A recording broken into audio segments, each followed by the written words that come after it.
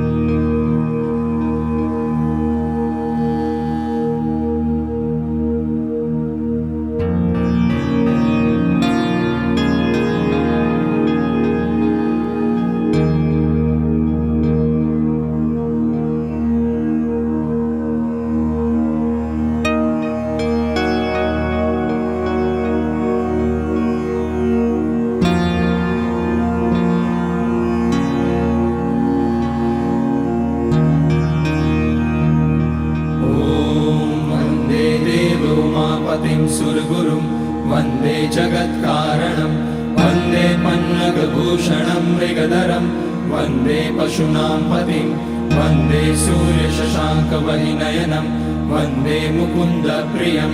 वन्दे भक्तजनाश्रयं च वरदं वन्दे शिवं शङ्करम् ॐ मृत्युञ्जयाय रुद्राय नीलकण्ठाय शम्भवे अमृतेशाय शर्वाय महादेवाय ते नमः। नमस्तेस्तु भगवन् विश्वेश्वराय महादेवाय त्र्यम्बकाय त्रिपुरान्तकाय त्रिकाग्निकालाय कालाग्निरुद्राय नीलकण्ठाय मृत्युञ्जयाय सर्वेश्वराय सदाशिवाय श्रीमान् महादेवाय नमः। ॐ नमः शम्भवाय च मयोभवाय च नमः शङ्कराय च मयस्कराय च नमः शिवाय च शिवतराय च ॐ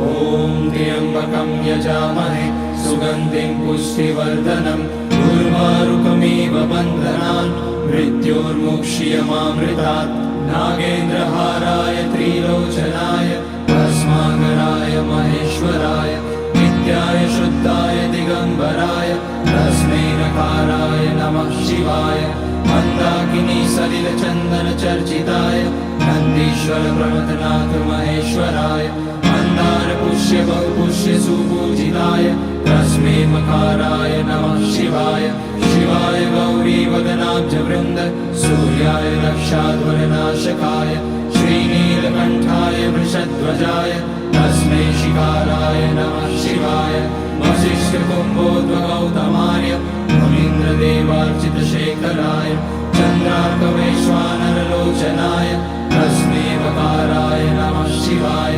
यज्ञस्वरूपाय जटाधराय पिनाकहस्ताय सनातनाय दिव्याय देवाय दिगम्बराय तस्मै यकाराय नमः शिवाय पञ्चाक्षरमिदं पुण्यं यः पठेत् शिवसन्निधौ शिवलोकमवाप्नोति शिवेन सह मोदते।